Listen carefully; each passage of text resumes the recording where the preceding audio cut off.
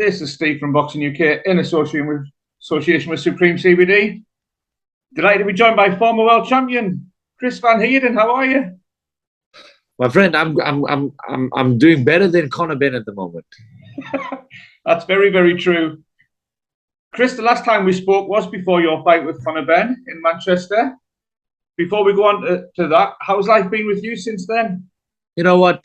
Been good. You know, I made peace with the fact that I lost and took some time to just relax. And I'm back in the gym. Just you know, I know I still got more fight in me. So we back in the gym, and life has been good. Life has been good to me. Excellent. Chris, obviously the big story this week is today's postponement of Conor Benn's fight against Chris Eubank. As Conor Benn's last opponent in a ring, just your thoughts on that? Do you think it was the right decision, the wrong decision? Oh, well, look. The results came back. He tested positive for banned substance. So did they make the right decision by not letting this fight go ahead? Yes. As a boxing commission, a boxing board, as for the sport, yes. As a boxing fan, as a fighter, it's sad, and I would have wanted to see the fight happen. I was excited about it, and if I was in either Conor's shoes or Eubank's shoes, I bet I would have wished the fight could just go on, because we've put in all this hard work. You know what? I want to fight to let the fight happen, but I also understand that God forbid the fight that happened and someone got injured badly. And something would happen. I cannot imagine the pressure that the boxing commission, the boxing board will be getting for allowing this to happen, even knowing that Conor Benn tested positive. So I believe truly, for the sport and for the sake of the lives of the fighters, their health, they made the right decision. It's interesting you said there, Chris. If you were in either fighter's shoes, you would have wanted the fight to go ahead. So hypothetically, 100%. If this has happened fight week when you met Conor Benn, would you have still wanted to go ahead, Chris? 100%. 100%. I would have, because of our ego, and because of the hunger and the anticipation of everything we went through. 100% I would have said, you know what, let's just fight, man. Because at the end of the day, there's no lose for Eubank. There's no way Eubank can lose this fight, because let's say Eubank loses, it's like, oh, but Conor's cheated, Conor this, Conor that. Eubank wins, it's a win for Eubank, but then, you know, it's like, Conor Benn, you know, there's no way Conor Benn wins this fight. Yeah. So I would have wanted the fight to go happen. I can imagine being in Eubank's shoes. I would have said exactly the same thing. I watched an interview with yourself yesterday, Chris, a really thought-provoking interview. You said that all of this casts a doubt on your fight with Conor Benn. Could you just elaborate? How can it not? I want to bring this across so that the people watching this interview don't go now, and I'm already getting people go, oh, you're a sore loser, you're a bad loser. Oh, I'm taking my loss as I got beaten. The damage is done. I got beaten and I accepted it. Yeah. But how can I not question my loss to Conor Benn now that he's tested positive? I don't believe that Conor, if he's guilty, I find it very hard to believe that this is the first. But you don't go. It doesn't. I don't believe it just happens in one fight.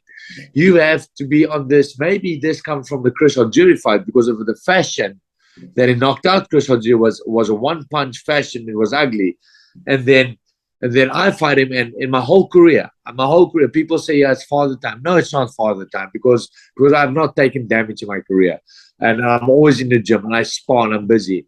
But here comes Conor Benn and he hits me with one punch. I faced Errol Spence Jr. I faced Ron Ennis. I faced Heerden. I faced Kaiser Mabuza. I faced big punches in my career. I've never in my whole career, never, ever been dropped to the chin. Never. And here comes Conor Benn. And if I went to relook at that fight in round one, man, I tagged him in round one easily. I was inactive for 2.5 years. I was so confident that after round one, I went back to my corner and I told my corner, I said, Ian, I'm about to beat this kid. I said, give me 2 or 3 more rounds. Let me find my rhythm. Let the nerves settle down. Let me find my timing. I'm going to beat Conor. And then round 2 happens and he hits me. Look, he's quick. But now everything adds up for me. I mean, he was super quick. He's angry. His aggression is on point. And round 2 happened, and he hit me with one punch. And all I remember when he caught me flush, man, I was buzzing. I've never experienced that. Not facing Errol Spence, none of my fighters, but I was buzzing and I was out of it. And before I knew it, the fight was over. I was on the canvas, and I accepted it. I accepted it that I lost to the better man. Yeah. But now with everything surfacing, and I go, and I really look at it from the back, and I go, man, he was very, very confident going into that fight. Man, he and so confident, and so much energy, so much anger, so much fire, and then putting me down with one punch. I was like, man, I find it very hard to not question. Has this been happening maybe since the Chris Algieri fight?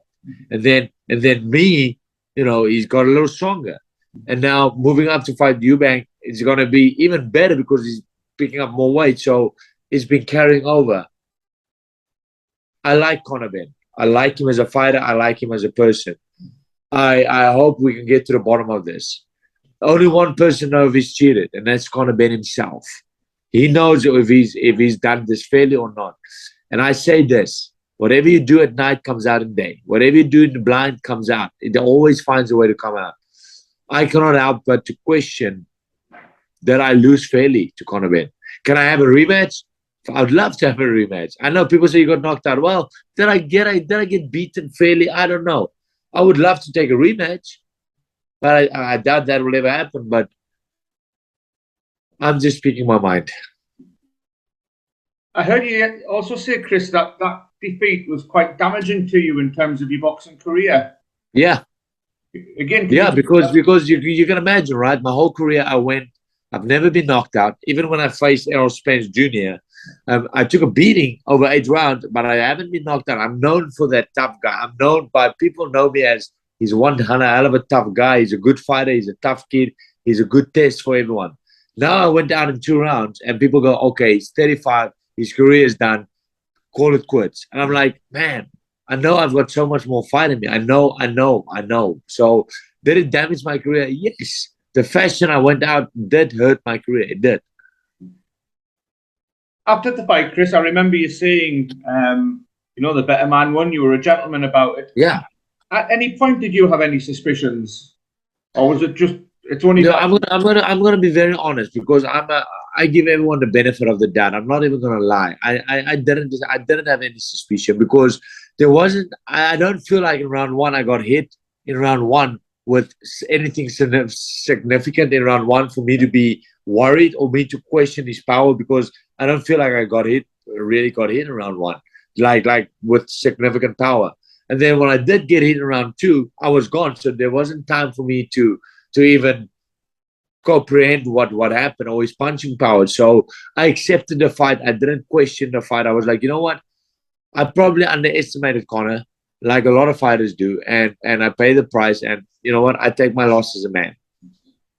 In a strange way, Chris, is there any comfort to you knowing that there's always you know what? The damage is done, yeah. But there is now a little bit of light shining on me where people go, wait, maybe this has been happening since the Algieri fight. I see a lot of people going, this has not been just this one fight. Like he's been doing this with the Algieri fight. He's been doing this with Chris fight. A lot of people are saying that. So is there a little bit of light shining on me now and saying, hey, it's not as bad as it was? Yes, I feel that. But I still, I still lost and I still got stopped, and it still hurts. It still hurts, but I'm not going to lie and say this takes away a little bit of the pain. I guess it does. Yeah. I have to ask, Chris, we were talking off camera there, and you said your phone has never stopped. Has anybody been to you with any fight offers recently, in the light of this? I've been offered to go back to Germany and fight a rematch against a guy that I unanimously beat.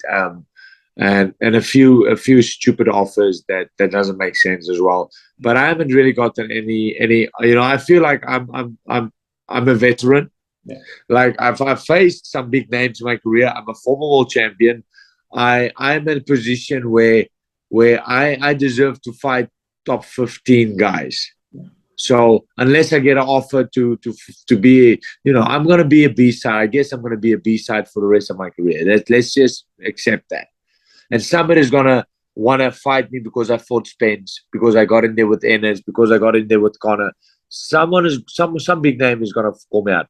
I would honestly like to fight a guy like Lipinets.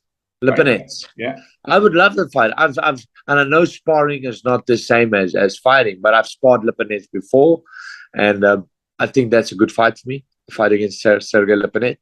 And I'm open to fight a rematch against Conor Benn. Yeah. I mean, I know that probably won't happen, but I'm that guy.